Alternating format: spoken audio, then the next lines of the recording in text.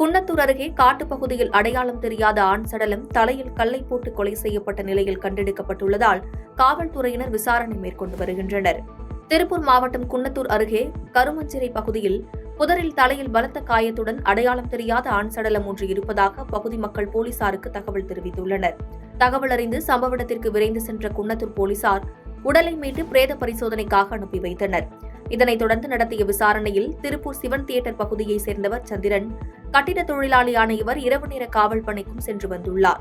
இந்நிலையில் சந்திரனின் மனைவி 40 வயதான பார்வதி மற்றும் பார்வதியின் கள்ளக்காதலன் திருப்பூரை சேர்ந்த 50 வயதான ரவி ஆகியோர் சேர்ந்து திட்டமிட்டு சந்திரனை தலையில் கல்லை போட்டு கொலை செய்தது தெரியவந்தது. இதையடுத்து கேரளாவில் பதுங்கியிருந்த 2 பேரையும் கைது செய்து திருப்பூருக்கு அழைத்து வந்தனர். விசாரணையில் இருவருக்கும் இடையே இருந்த கள்ளக்காதல் கணவருக்கு தெரியவந்ததால் திட்டமிட்டு கொலை செய்ததாக வாக்குமூலம் அளித்துள்ளனர். பாதகம் செய்பவரை கண்டால் நாம் பயங்கொள்ளலாகாது பாப்பா, மோதி மிதித்து விடு பாப்பா, அவர் முகத்தில் உமிழ்ந்து விடு பாப்பா. அண்மை செய்திகளை உடனுக்குடன் தெரிந்து கொள்ள இணைந்திருங்கள் இயம்நாடு தொலைக்காட்சியுடன்.